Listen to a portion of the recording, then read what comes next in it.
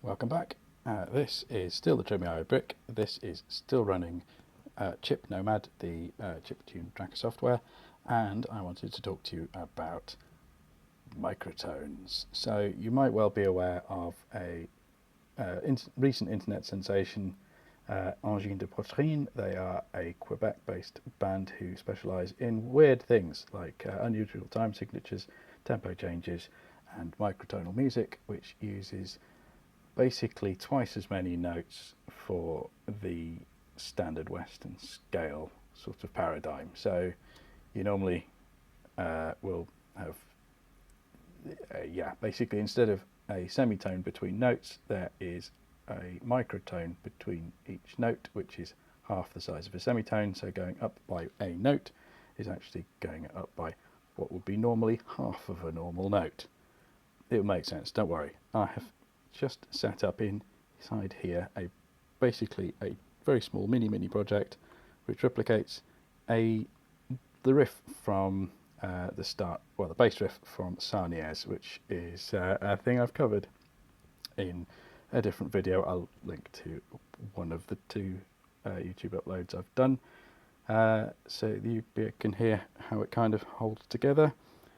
So if I jump into here, I have set up the note sequence for the whole looping bass part. What I haven't done is anything clever beyond that. Now, one of the complicating factors behind doing this is that the time signature for Sarniez is a bit of a weird one. It says, I think it's 7/8 to start with, as opposed to a sort of more standard 4/4 bar, meaning that although the tracker is set up by sort of standard approach to have 1, 2, 3, 4 beats per bar, we don't have 4 beats per bar in this particular track.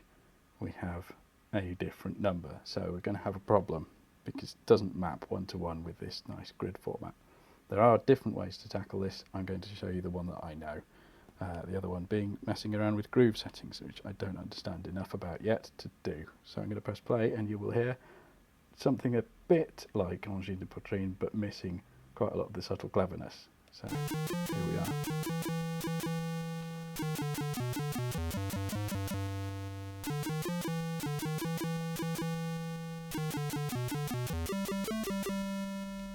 Okay, so if you recognise the song, you'll recognise where it sounds a bit similar and where it's diverged somewhat. If I jump in here, we'll just listen to phrase 000 and we'll hear this loop.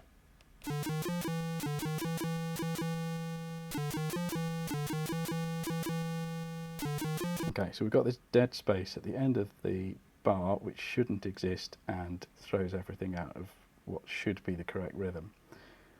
So to attack that, we have the use of one of our three, doesn't matter which one, effects columns. Let's use effects 1 and let's put in a hop command, and we're going to hop to row 0 every time we hit this marker.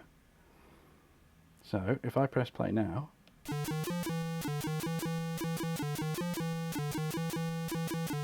we have no dead space at all because we have now basically cut the bottom of the phrase off. If I then hop down to the next page and put another hop command in here, this third one is a duplicate. It's an exact copy of phrase 000, so that's already been amended. And then the last one needs a hop command here on row C. So now if I press play, we have the correct sort of rhythm at least. We don't have the notes right.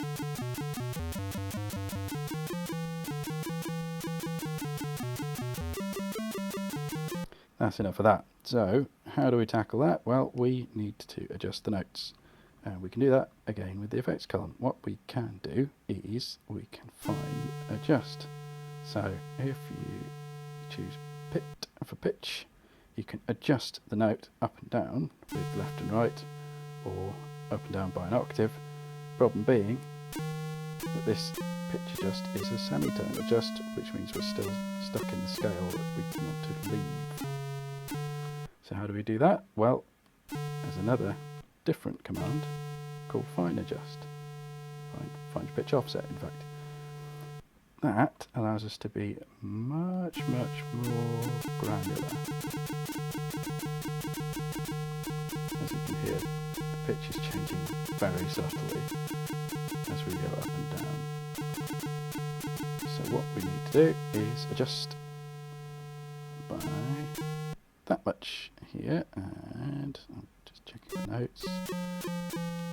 Offset down by 32.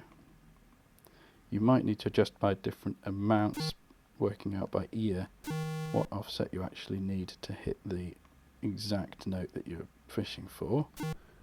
I have had to do a bit of trial and error each time I've done this, just to make sure I'm getting the right offset.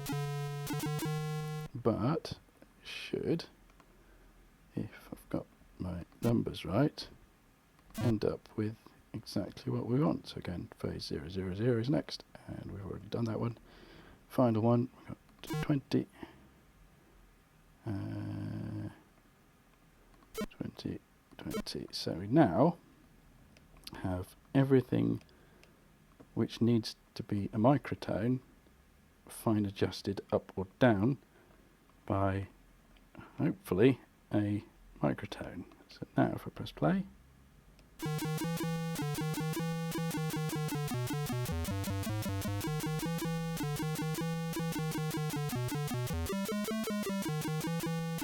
okay, so I think I might have got a couple of the microtones off, but you get the idea. This is how you can do it, and pretty much just blows the whole thing wide open to creating your own microtonal chiptune music, which is pretty great.